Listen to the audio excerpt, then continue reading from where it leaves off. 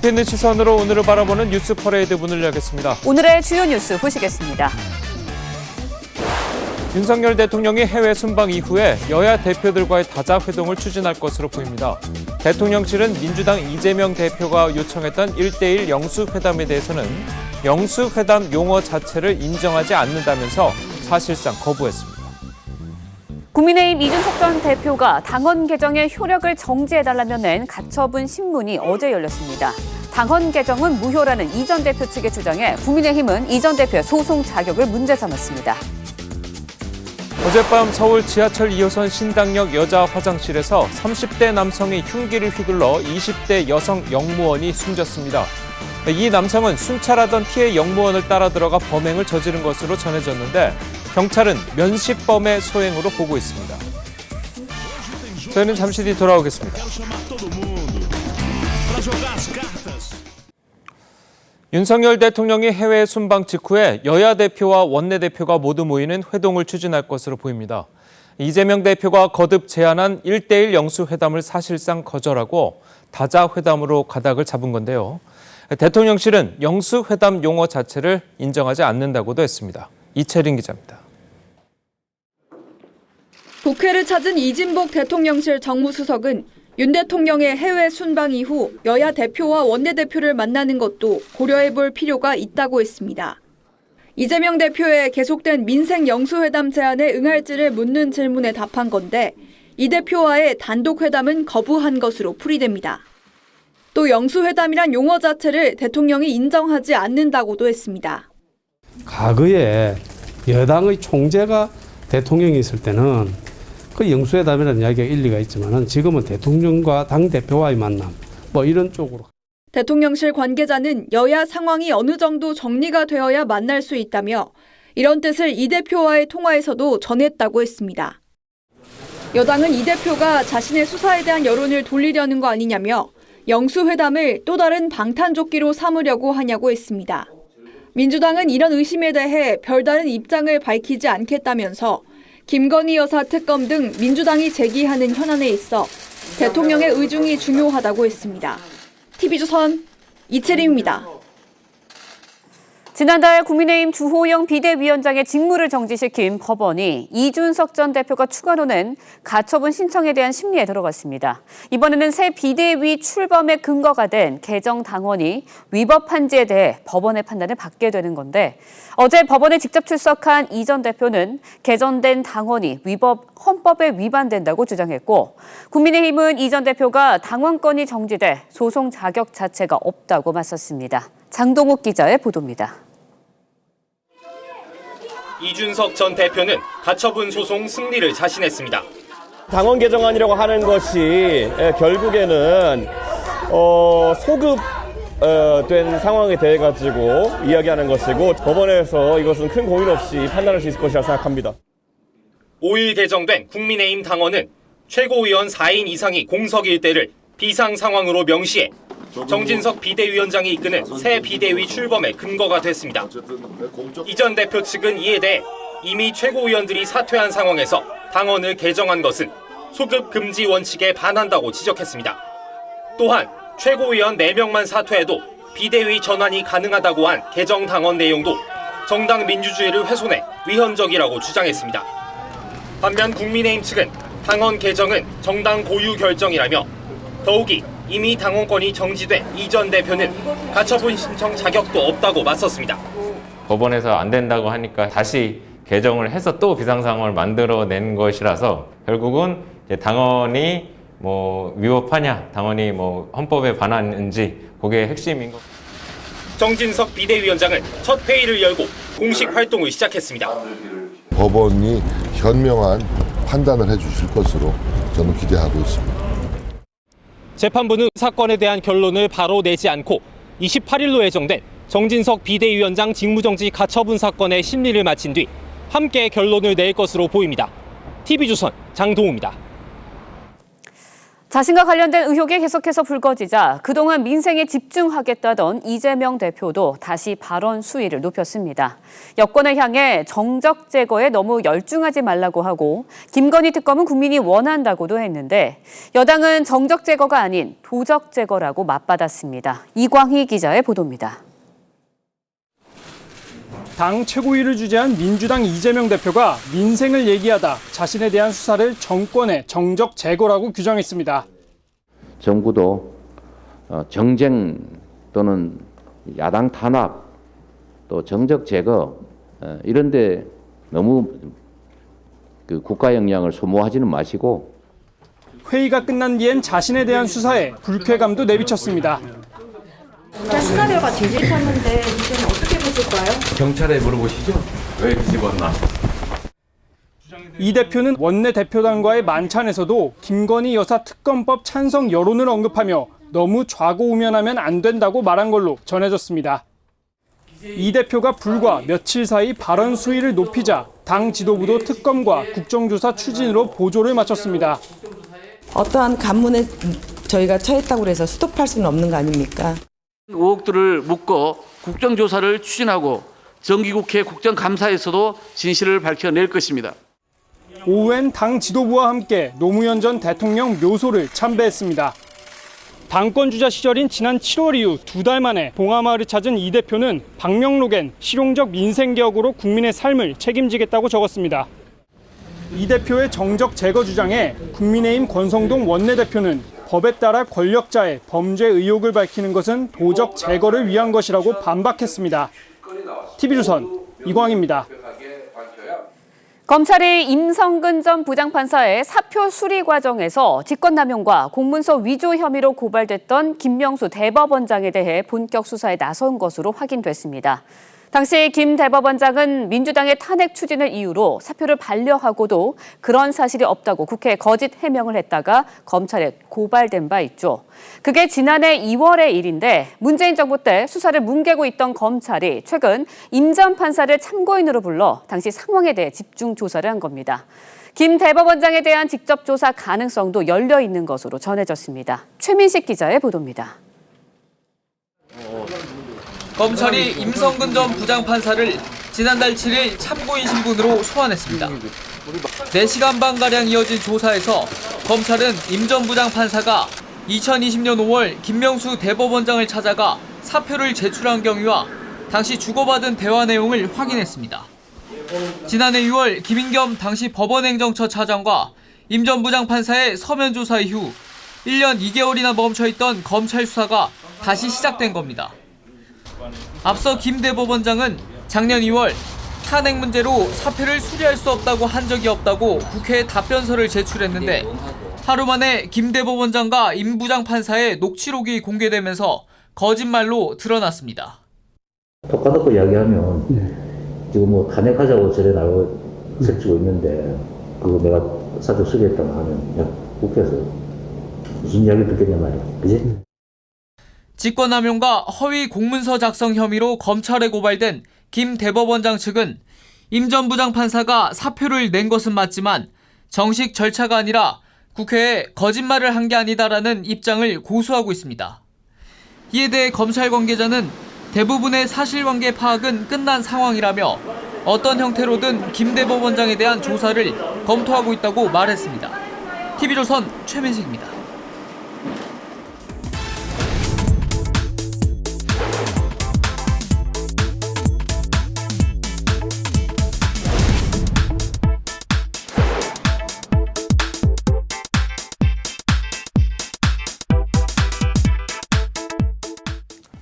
국민의힘 정진석 비대위가 공식 활동을 시작한 첫날 이준석 전 대표와의 두 번째 법정 공방을 벌였습니다. 두 분과 함께 정치권 소식을 자세히 짚어보겠습니다. 김영우 전 자유한국당 의원 그리고 김효은 전 민주당 부대변인 나오셨습니다. 안녕하세요. 안녕하세요. 먼저 어제 법원에 출석한 이준석 전 대표와 새 비대위 측의 전주의 비대위원의 입장 이어서 들어보겠습니다. 이번에 당원 개정안이라고 하는 것이 결국에는 소급 된 상황에 대해 가지고 이야기하는 것이고 처분적인 어떤 당원 개정이기 때문에 저는 법원에서 이것은 큰 고민 없이 판단할 수 있을 것이라 생각합니다. 특히 이준석 그 당대표 신청민이시죠? 현재 당원권이 정지입니다. 이 당원권이 정지되어 있는 사람이 이 효력 정지를 구할 이러한 당사자 적격이 없다. 자꾸만 소고입법을 얘기하는데 이것은 8월 5일에 이전의 상황으로 돌러갈 수가 없다는 것을 다시 한번 강조하는 바입니다. 예, 이 처음에 가처분 신청이 인용이 되면서 당원을 이제 좀 문제를 삼아서 이제 그거를 이제 개정을 했었고 네. 이준석 전 대표의 입장은 그 당원을 소급 적용하는 게 문제다 이거거든요. 양쪽의 입장이 완전히 이제 엇갈리는데요. 국민의힘 입장에서는 어쨌든지 간에 예. 지난번에 이제 법원의 그 가처분 그 판결문의 취지에 부응하기 위해서 기존의 당원이 이제 그 비상 상황이라는 거에 대해 좀 애매했거든요. 그냥 최고위의 기능 상실. 예. 근데 이제 언제 기능이 상실하는 거에 대해서 구체적인 내용이 없었는데 이제 당원을 고쳐가지고 그 비대위가 구성될 수 있는 비상 상황을 구체화한 거죠. 선출직 최고위원 5명 중에 4명 이상이 거리되거나 사퇴했을 때 비상 대책위원회를 꾸릴 수 있다. 이렇게 한 겁니다. 근데 결론적으로 좀 말씀을 드리면은 결국 정당의 그 정치의 영역에서 있었던 일들을 정치적으로 해결을 못하고 법원으로 이제 정당의 문제를 끌고 가니까 이런 그 대혼란이 온 겁니다. 그래서 결국은 물론 이준석 전 대표 말대로 윤핵관들도 어느 정도의 정치적인 책임이 있겠지만은 결국은 이준석 당대표는 당대표 아닙니까? 당대표 입장에서 자기가 대표로 있었던 자기 당에 대해서 이렇게 법적인 투쟁을 하고 갈등 상황을 빚은 것은 본인의 책임이 좀 크죠. 예. 그리고 결국 본인이 성상납 비위 의혹, 그다음에 또 이제 증거인멸 교사 의혹, 당대표가 그런 의혹에 휩싸인다는 것만 자체로도 그 법리를 떠나서 당은 사실은 비상 상황이에요. 정치적으로 봤을 때는. 그렇기 때문에 본인의 책임도 크다. 결국은 이런 것이 정치로 해결 못한 데 그 원인이 있다. 그 책임에는 이준석 당대표의 책임도 크다라는 거를 본인도 좀 느꼈으면 좋겠습니다. 알겠습니다. 자, 이에 맞서는 이제 비대위 측 얘기로는 당원권이 이전 대표가 이제 당원권이 정지된 상태이기 때문에 이 소송에 자격이 없다. 이렇게 주장을 하거든요. 그러니까 지금 이 싸움을 보면 나는 과거로 다시 돌아가서 내 당대표로 돌아가야 된다라는 주장과 절대 과거로는 돌아갈 수 없다. 이거의 충돌인데요. 예. 저는 결론이 어떻게 나든 간에 과거에 이준석 대표와 국민의힘이 좋았던 그 옛날로는 돌아갈 수 없는 너무나 먼 길을 와버렸다라는 생각이 들고요. 이번에 이제 그 가처분 신청, 특히 어제의 경우는 지난번에 주호영 비대위원장의 직무 정지가 정지된 그거에 대해서 이제 이의 제기를 한 거였고요. 예. 특히 이제 3차 그 가처분이었던 이제 당원 개정에 대해서 문제가 있다라는 어제 이제 그것 중심으로 논의가 됐습니다. 그래서 지금 그 이준석 대표 같은 경우는 소급 적용이다라는 문제를 계속 얘기하고 있고요. 국민의힘 측에서는 이준석 대표 자체가 이 가처분을 제기할 자격이 없다, 당사자 적격이 없다고 했습니다. 왜냐? 당원권이 정지됐기 때문에. 그런데 징계로 인해서 당원권이 정지됐다고 했을 때 당원의 자격까지 정지가 된 것이 아니기 때문에 얼마든지 당원으로서 가처분을 신청할 수 있다고 보고요. 그러면 지난번에 1차 가처분을 신청할 때도 이미 징계를 받은 상태였습니다.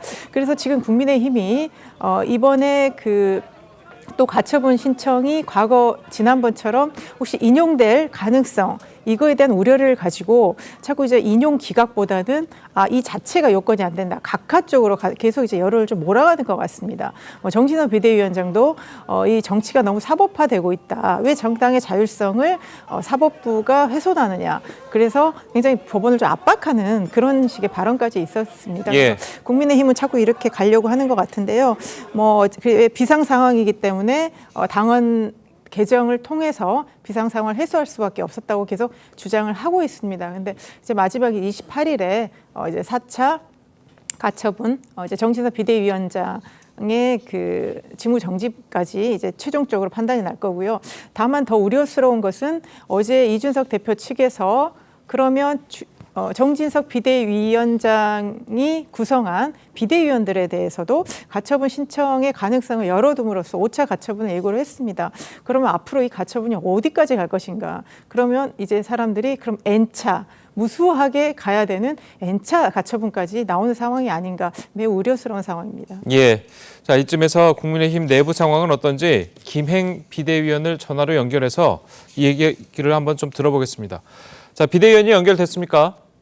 네, 안녕하세요. 예. 김행입니다. 예, 안녕하세요. 자, 이준석 전 대표 같은 경우에는 이제 어저께 저희가 지금 얘기를 나눴지만 가처분 신청 그리고 당원을 개정한 것이 소급 적용한 것이 이제 문제다 이렇게 얘기를 했거든요. 당원이나 뭐 당규 뭐 이런 곳에 소급 적용을 해서는 안 된다 이런 규정이 있습니까?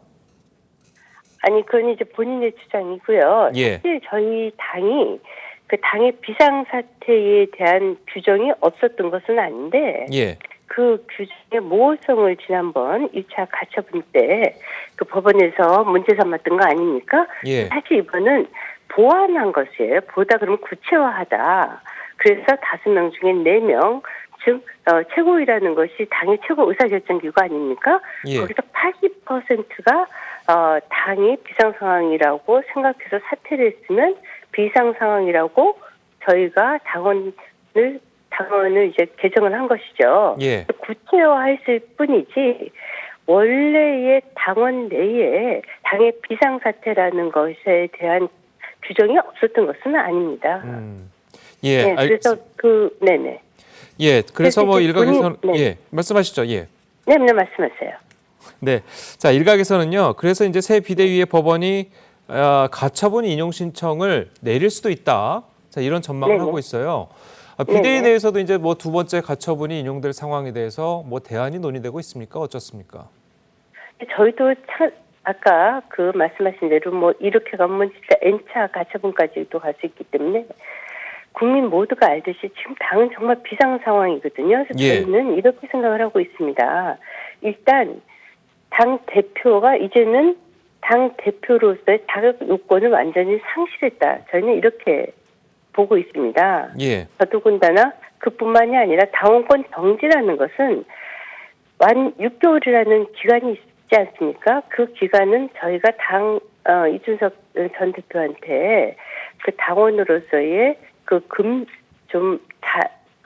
자중하라라는 근신하라는 메시지를 준 것이거든요. 예. 그 이후에 또 저희 당에서도 얼마든지 그 이준석 전 대표에 대해서 해석할 여지를 남겨두었었는데 근신하기보다는 당에 대한 내부 총질이 좀 상당히 심각한 상황이에요. 이 상황에서 당원권 정지의 의미는 6개월 동안 당원으로서의 어떤 권리도 해결할 할 수 없다라고 저희는 판단하고 있습니다. 예. 그래서 당원권이 정지된 사람이 그 기간 동안 근신하라고 한 사람이 당을 향해서 이렇게까지 가처분 신청을 5차까지 지금 예고하고 있다는 것은 저희는 기본적으로 전제 자체가 있을 수가 없다 이렇게 지금 판단하고 있습니다. 예. 예, 제가 질문드린 거는 만에 하나 네. 법원이 또 지난번처럼 이 가처분 신청을 인용을 한다면 지금 네. 비대위로서 어떤 대책이 있는지 그걸 좀 여쭤봤습니다. 사실 지금 이렇게 되면은 지금 당원을 저희가 개정을 하지 않았습니까? 예. 그러면은 원래의 최고위 체제로 돌아갈 수 있는 방법 자체가 없어요. 예. 당원 자체를 이번에 문제 삼아서 그래서 당원 자체의 개정을 법원에서 무효할 수 없다라고 저희는 기대하고 있습니다. 예, 알겠습니다. 지금 현재 개정된 당원 당규상에서는 원래의 그 전에 최고위 상태로 돌아갈 수 있는 퇴로가 아예 없다는 말씀입니다. 예, 이것 같은 그 막다른 비상 상황이 어디 있겠습니까? 예.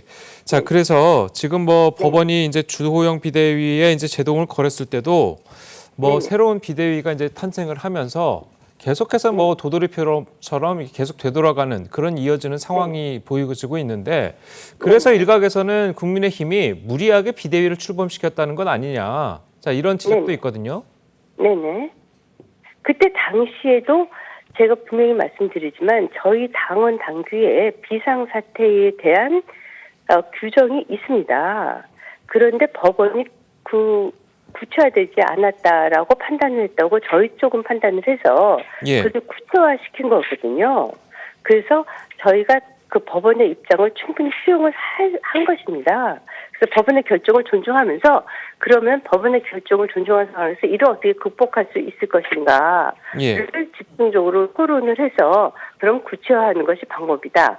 5명 중에 4명의 최고위원이 사퇴했으면 최고위가 의사결정 최종 기구이기 때문에 당심의 80%가 이미 비상사태라고 저희 당이 규정되어 있다라고 저희가 판단한 것이죠. 그래서 저희는 법원의 결정을 수용을 하면서 그것을 극복하는 방안을 제시한 거기 때문에 이번에는 지난번 같은 법원의 결정이 내려지지 않을 것으로 그렇게 기대하고 있습니다. 예. 그래서 저희는 이번에도 또 인용될 것이다 그런 생각은 하지 않고 있어요. 예, 뭐 인용되지 네네. 않을 것이다 이렇게 이제 생각을 하신다는 거죠.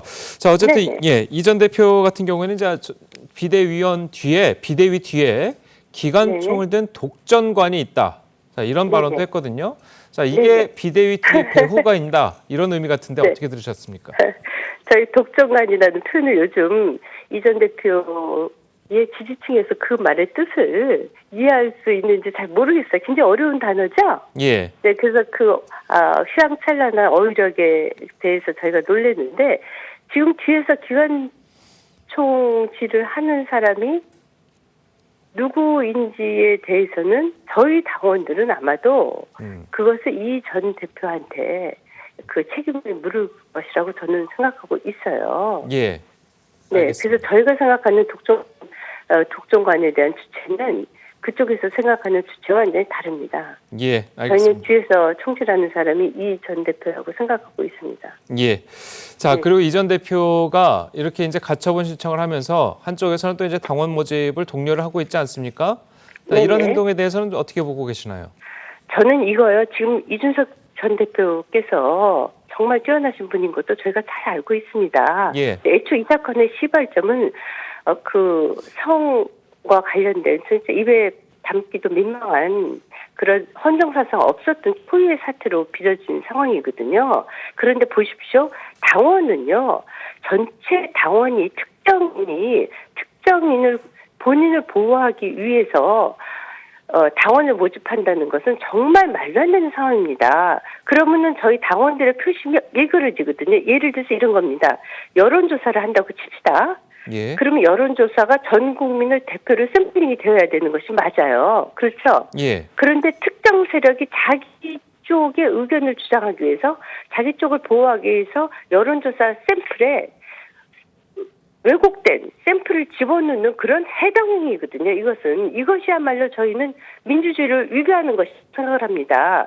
특정인이 특정 기간 동안 집중적으로 본인을 보호하기 위한 당원을 집어넣는 이런 행위야말로 아주 심각한 해당행위라고 생각을 해요. 그리고 이런 경우에 사실 민주당 지지자들도 지금 오고 있는 상황인지 저희가 판단할 수 없지만 저희는 분명히 들어온다고 생각합니다.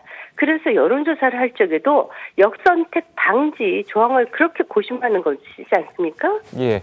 지금 같은 경우에 이준석 대표의 말을 듣고 당원에 가입한 사람들이 있는 것이 사실입니다.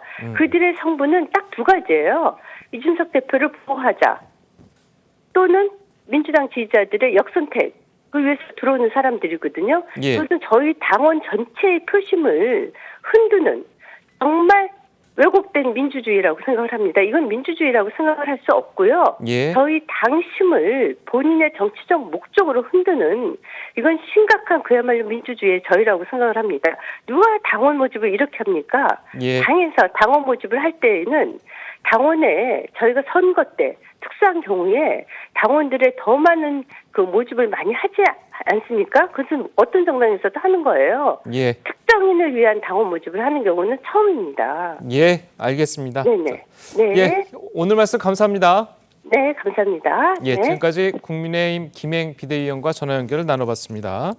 자, 김행 비대위원의 이야기를 좀 들어봤는데요. 이 새 비대위가 과연 순항할 수 있을지 이게 좀 걱정인 분들이 많을 것 같아요. 일단은 순항을 하려면은 1차적인 관문은 넘어야 됩니다. 예. 그 법원의 판결입니다. 그래서 물론 이제 국민의힘은 그걸 자신하고 있습니다만은 그래도 또 법원의 판결 어떻게 나올지 모르죠. 그래서 그 1차적인 그 법원의 판결 그 벽을 넘어야 되고 그 다음에는 이제 전당 준비를 잘 해야 되죠. 전당대회 준비를 잘 해야 되는데 그 전에 이제 원내대표 선거를 잘 치러서 그 원내대표가 이제 지금 이제 정기국회에서 대야 협상과 그런 그 협치 이런 걸 또 잘 해야 비대위가 성공한 비대위로 남겠죠.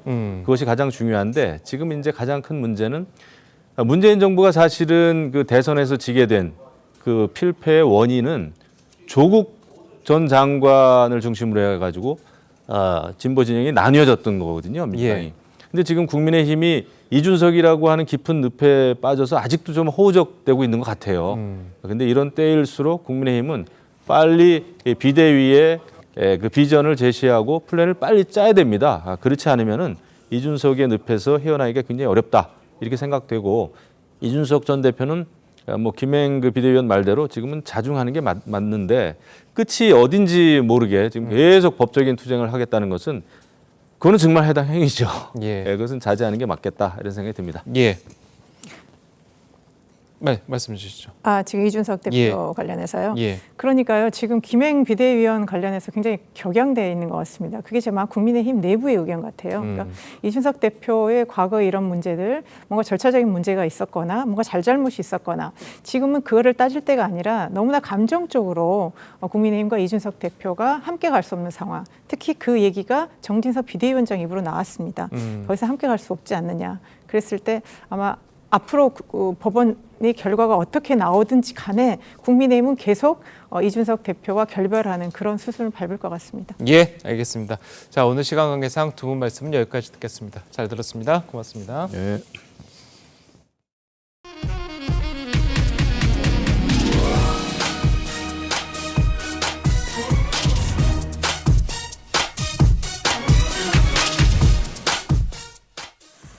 네, 미국 물가가 아직은 가파르게 상승하고 있다는 자료가 나오면서 미국 증시는 물론이고 국내 증시도 줄줄이 하락했습니다. 미국 시장의 폭락에 비하면 국내 주식시장은 1%대 하락세를 보이면서 선방을 했는데 문제는 환율입니다. 미국이 물가 상승 압력을 견디지 못하고 금리 인상 기조를 더 강화할 것이라는 전망이 나오면서 전 세계적으로 달러 수요를 자극했고 원달러 환율은 1,400원대 턱 밑까지 다다랐습니다. 송무빈 기자의 보도입니다. 원달러 환율은 개장과 동시에 무섭게 치솟았습니다. 전날보다 19.4원 급등한 1,393원에 개장해 장중 한때 1,395.5원을 돌파하며 고공행진하다 1,390.9원에 마감했습니다. 원달러 환율이 1,390원을 넘은 건 금융위기 이후 13년 5개월 만에 처음입니다. 미국발 인플레이션 공포가 강달러 압력을 키워 1,400원 턱 밑까지 치솟은 겁니다. 코스피와 코스닥도 1% 넘게 추락했고 세계 증시도 휘청였습니다. 뉴욕 증시가 2년여 만에 최대로 떨어진 데 이어 일본 니케이, 홍콩 항생지수도 줄줄이 하락했습니다. 정부는 예정에 없던 긴급회의를 소집해 각별한 경계심으로 금융시장 상황을 주시해달라고 주문했습니다. 꺼질 줄 모르는 물가 상승 압박에 미 연준이 현지 시간 20일 정례회의에서 연속 3번째 자이언트 스텝을 밟을 경우 우리 경제는 금리 역전과 함께 외국인 자금 이탈과 인플레 지속 가능성이 더 커집니다. 이 때문에 한국은행은 다음 달 14일 발표를 앞두고 금리 인상폭을 고심하고 있는 걸로 알려졌습니다. 빅스텝 이상으로 금리 결정을 하게 된다 그러면은 약화된 체력들을 반영했을 때 1,450원 터치 가능성까지. 경기 침체 공포를 잠재울 반등 신호 없이 환율과 증시는 어두운 기록을 계속 갈아치울 전망입니다.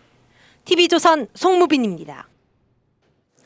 네, 조금 전 미국 뉴욕 증시가 소폭 오르며 장을 마감했습니다. 현재 시각으로 14일 다우지수는 31,035.09로 마감하며 0.1% 상승했고 스탠더드 앤 푸어스 지수는 0.34% 오른 3,946.14로 나스닥 지수는 0.74% 상승한 11,719.68로 거래를 마쳤습니다. 오늘 상승은 어제 미국 물가지수가 예상을 웃돌며 뉴욕 증시가 폭락한 데 이은 반발 매수세로 풀이됩니다.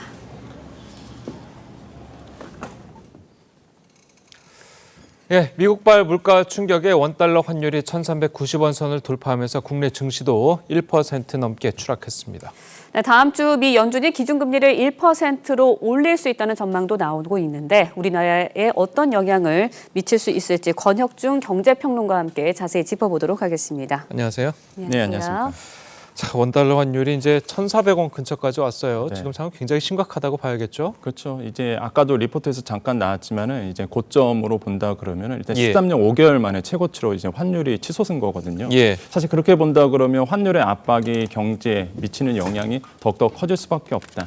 특히 이제 환율이 높아지게 된다라고 본다 그러면 일단은 이제 환율이 높아진다. 그럼 수입 물가가 높아지게 됩니다. 수입 물가 높아지면 우리나라 물가 또 자극할 수밖에 없고요. 이 악순환이 돼야 또 우리나라 금리 또 올리거든요. 그렇게 되면 당연히 이제는 대출을 많이 받으신 분들 입장에서 처분 가능 소득이 낮아지다 보니까 또 소비가 안 되고 이 악순환이 돼버립니다. 그래서 지금 환율이 지금 1,450원대까지 좀 열어둬야 된다라는 리포트도 나오고 예. 일각에서는 좀 심하게 말씀드리면 한 1,500원까지는 열어둬야 된다는 얘기도 지금 심심치 않게 나오고 있거든요. 그 정도로 지금 환율의 심각성, 굉장히 그 각 경제 주체들마다 우려스러운 목소리가 계속적으로 나오고 있다고 말씀을 드리겠습니다. 예. 네, 이렇게 환율이 치솟는 원인, 미국의 인플레이션 때문으로 봐야 할 것 같은데 그렇죠. 인플레이션이 그래도 미국에서 계속 인플레이션 잡기 위해서 네. 금리도 올리고 유가도 내리고 네. 이렇게 조치를 하지만 쉽게 잡히지는 않고 있거든요. 왜 그런 겁니까? 일단 인플레이션 같은 경우가 이제는 이번에 환율의 주된 원인이다. 특히 이제는 미국의 인플레이션, 우리나라도 마찬가지인데요. 일단 미국의 인플레이션이 일어난다. 그럼 연준 입장에서는 당연히 기준금리를 높여서 이런 고물가를 잡도록 합니다. 그런데 당연히 금리가 올라가다 보니까 당연히 이제는 달러 강세가 지속될 수밖에 없겠죠. 이렇게 달러가 지속되고 그러면 당연히 이제 투자자들 입장에서는 강달러, 요즘에 흔히 킹달러라고 얘기하거든요. 예. 달러로 수요가 이동하다 보니까 당연히 원화 약세가 일어나게 되고 우리나라 입장에서 환율이 오르게 되는 이러한 현상들이 지금 뭐 우리나라뿐만 아니라 전 세계적으로 달러 빼고는 다 이런 자국 통화가 약세로 기록하고 있는 모습들이 계속적으로 보여지고 있습니다. 예, 그래서 뭐 연준이 뭐 자이언트 스텝이 아니라 울트라 스텝 1% 정도의 네. 금리를 올릴 거라고 예상을 하는데 자 이렇게 되면은 우리나라 금리보다 이제 미국 금리가 더 역전되는 그런 현상이 되는 것 아니겠습니까? 그렇죠. 지금 같은 경우는 미국 금리 상단으로 본다 그러면 2.5% 동일합니다. 우리나라랑. 근데 이번에 이제는 거의 0.75%포인트 정도 올리는 것으로 확정이 거의 돼가고 있고요. 예. 근데 일각에서는 이런 얘기도 합니다. 울트라 스텝. 금방 말씀하신 것처럼 예. 1%포인트 정도 더 높아질 수도 있다라는 얘기가 나오는데 지금 시장의 확률들이 좀 나오고 있습니다. 이제 선물 시장에서 보면 나오고 있는 얘기가 어떤 얘기냐면 과거에 그 이제는 소비자 물가 상승률 8월에 미국의 소비자 물가 상승률 나오기 전까지는 확률이 제로였어요. 사실 울트라 스텝 1%포인트 정도 높아지는 게. 근데 지금 같은 경우에는 소비자 물가 상승률 발표한 이후에 34%로 확률이 더 높아졌습니다. 예. 그러니까 울트라 스텝으로 갈 가능성도 열어두고 있다는 거죠. 예. 그러면 우리나라 그렇게 되면 금리 차이가요. 1%포인트 정도 벌어지거든요. 네. 상당하게 많이 벌어지는 그렇죠. 겁니다. 사실 0.75%포인트 정도도 크다고 생각했는데 이게 만약에 1%포인트 정도로 늘어난다 그러면 당연히 이제는 우리나라에 있는 이제 자본들이 미국으로 갈 확률들이 훨씬 더 커져요. 그러면 당연히 우리나라 주식시장에 영향을 미치게 되고요. 예. 우리 실물 경제에 또 영향을 미칠 수 있는 가능성이 더 커지거든요. 그러다 보니까 지금의 고환율 상태가 지금 잡히지 않는다는 것은 구두 경고를 계속 하고 있는데 지금 이게 안 잡히고 있거든요.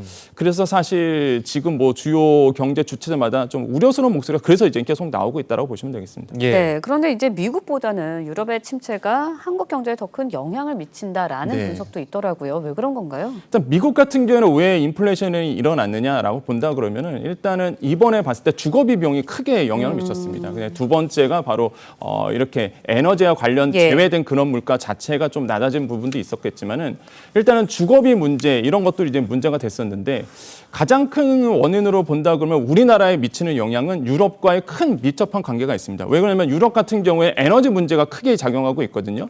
그러다 보니까 이제 에너지 문제가 러시아와 우크라이나의 그 전쟁으로 인해서 일단 에너지 문제가 우리나라에 영향을 크게 미치게 되고 특히 우리나라가 유럽과의 관계에서 에너지 관계가 굉장히 깊어요. 예. 그래서 유럽이 만약에 에너지 문제로 무너지게 된다 네. 그러면 우리나라에 미치는 영향 굉장히 클 수밖에 없다. 이렇게 본다 그러면은 사실 미국이 사실 인플레이션으로 뭐 경제 위기가 온다라는 거는 사실 지금 상황을 보면은 팩트는 아닙니다. 하지만 유럽은 다릅니다. 유럽은 지금 상황을 본다 그러면 금융위기도 올 수 있는 분위기로 지금 가고 있기 때문에 특히 러시아가 에너지를 가지고 이제 전쟁화하겠다. 이거에 대해서 이제 전략화하겠다라고 지금 밝힌 마당에 유럽이 크게 이제 영향을 미칠 수밖에 없다. 이런 시장을 본다 그러면 유럽에서의 관계가 우리나라에 더 밀접한 관계가 있지 않겠느냐라고 이제 보고서들이 계속적으로 나오고 있는 상황입니다. 예. 자, 그렇다면 어쨌든 뭐 그 정부에서도 환율을 잡겠다고 좀 약간 개입 신호를 좀 보내긴 하잖아요. 네. 윤석열 대통령의 발언도 그렇고. 자, 그렇다면 이제 환율을 잡기 위해서는 뭐 갖고 있는 달러를 푼다든지 아니면 금리를 좀 어떻게 조정한다든지 뭐 이런 방법이 있을 텐데. 자, 한국은행이 이제 뭐 얼마 있으면은 그 금통위를 해서 새로 금리를 내놓을 텐데 고민이 굉장히 깊을 것 같아요. 그렇죠. 굉장히 지금 어려운 상황이다라고 보시면 되겠고, 일단 한국은행 같은 경우에는 원래의 기조는 0.25%포인트 정도 올리는 베이비 스텝으로 가겠다라는 게 원래적인 기조였습니다. 근데 지금의 상황이 바뀌었죠. 그거는 전제 조건이 뭐였냐면은 크게 변수가 없지 않는 한 계획대로 0.25%포인트로 가겠다라고 했는데 변수가 생겼죠. 소비자 물가 상승률, 미국의 8월에 소비자 물가 상승률에 지금은 평가가 어떻게 되냐면 허를 찔렀다 이런 얘기를 쓰거든요. 변수가 생겼습니다. 그러다 보니까 아마 금통위에서도 기본의 정책을 뒤엎고 아마 이번에 빅스텝으로 단행할 가능성은 훨씬 더 높아졌다고 볼 수가 있겠고, 개인적 의견이지만 이미 한번 지난 금통위 때 그때 차라리 아마 빅스텝을 한번 단행했었으면 좋았을 거라고 생각이 들었거든요. 이번에는 거의 빅스텝으로 갈 가능성이 굉장히 높아졌고, 근데 이제는 금통위가 고민하는 이유가 그겁니다. 금리가 갑자기 높아지게 되면 당연히 이제 우리나라의 가계부채가 문제가 되거든요. 가계부채가 심각한 상황이다 보니까 그렇게 되면 금리가 올라간다? 그럼 아까도 말씀드린 것처럼 내가 쓸 돈이 없어집니다. 그럼 내수 침착이 돼요, 이게. 그래서 소비가 안 이루어지고.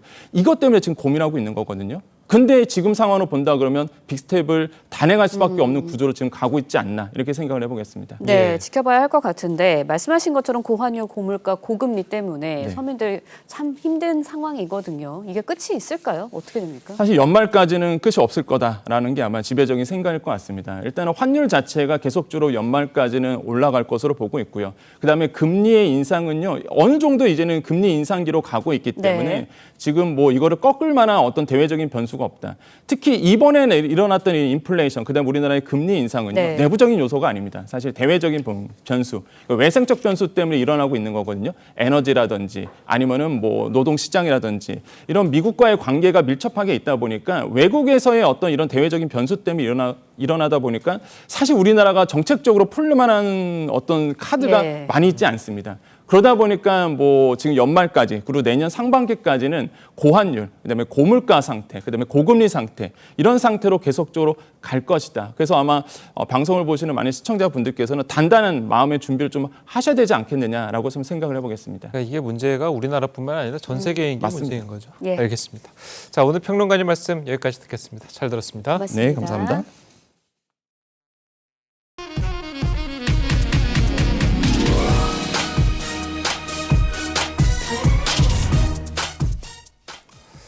서울 지하철 2호선 신당역에서 여성 영무원에게 흉기를 휘둘러 살해한 30대 남성이 경찰에 붙잡혔습니다.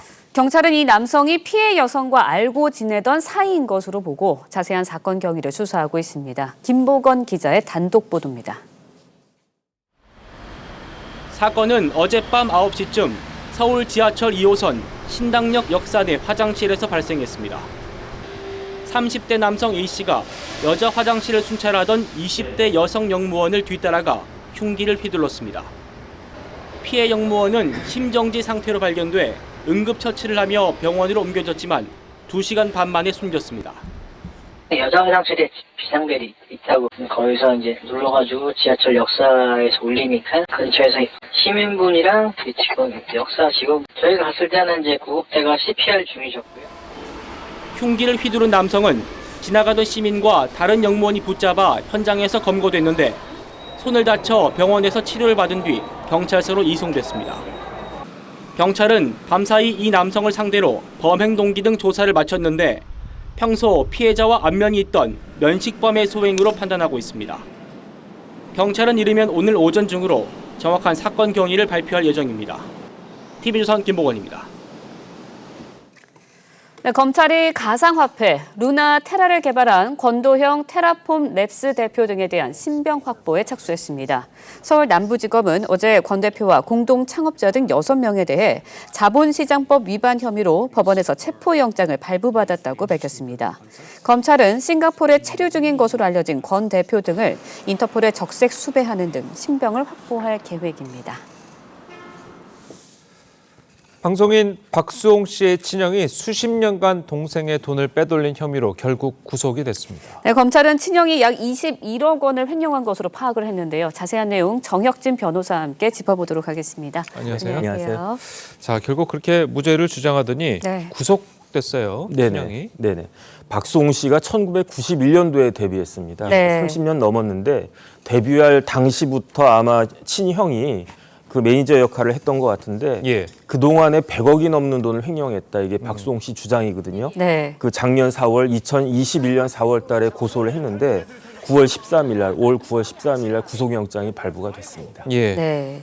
검찰이 이제 파악한 친형의 횡령 금액만 최소 21억 원에 달합니다. 왜 박수홍 씨가 주장한 횡령원은 근데 100억 원이었거든요. 왜 네네. 이렇게 차이가 나는 겁니까? 일단은 30년 동안 100억은 아니었던 것 같고요. 한 10년 동안 1년에 한 10억 넘게 벌어서 100억이 넘게 돈을 벌었다는 건데 그 중에서도 아마 공소시효가 좀 애매했다라고 판단되는 금액이 한 50억 정도 됐던 것 같고요. 네. 그다음에 이제 둘 형제 사이지만 매니지먼트 계약이 있지 않았겠습니까? 7대 3이었던 것 같은데 그러면 한 30% 정도는 그 보수다라고 주장할 여지가 있었을 것 같고 그렇게 저렇게 좀 털다 보니까 나머지 금액이 21억인데 네. 제 생각에 21억은 최소한의 금액인 것 같습니다. 왜냐하면 이게 포괄일죄가 되면 공소시효 자체가 그 문제가 특별히 되지 않을 수 있기 때문에 그렇게 되면 횡령 금액이 기하급수적으로 더 늘어날 수도 있지 않을까 싶습니다. 네, 친형과 법적 다툼을 하게 된 박수홍 씨, 과거 방송에서도 친형을 언급한 바 있는데요. 당시 목소리 직접 들어보시겠습니다. 저희 형이 이번에는 너 하고 싶은 거 해. 그래서 성아 너 이기적으로 살아라 이제.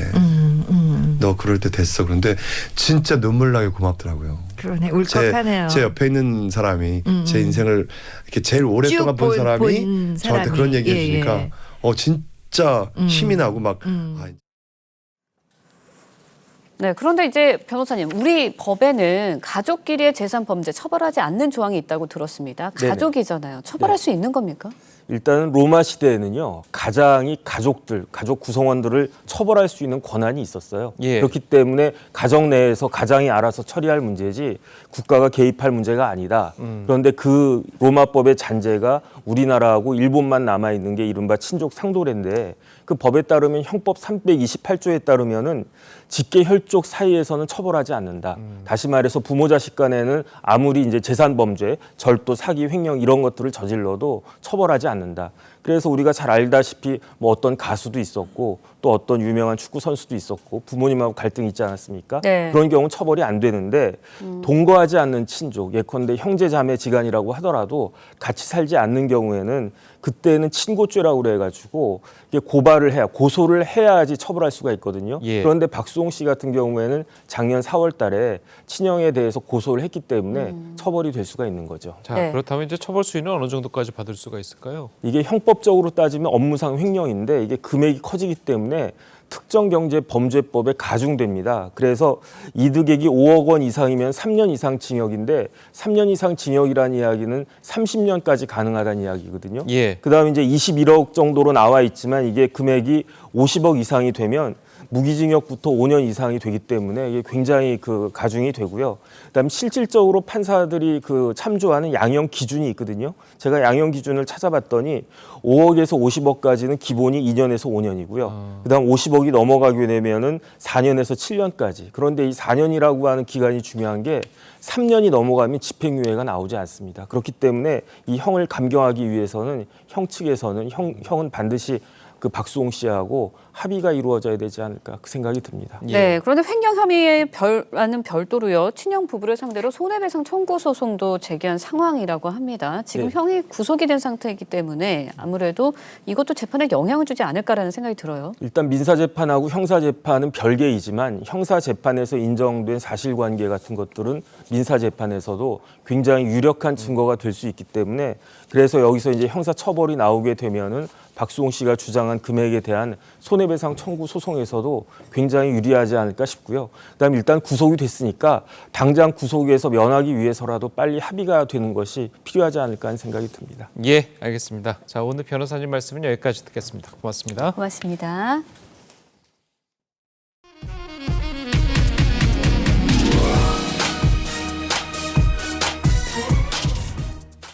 세계보건기구 WHO 사무총장이 코로나19 대유행의 끝이 보인다고 말했습니다. 테오드로스 거브러여수스 총장은 현지 시간으로 14일 온라인 기자회견에서 지난주 코로나19로 인한 사망자 수가 2020년 3월 이후로 가장 적었다면서 이같이 밝혔습니다. 다만 대유행을 끝낼 위치에 아직 도달하지 못했으며 방역 노력을 멈추고 기회를 놓친다면 더 불확실한 상황이 전개될 수 있다고 덧붙였습니다.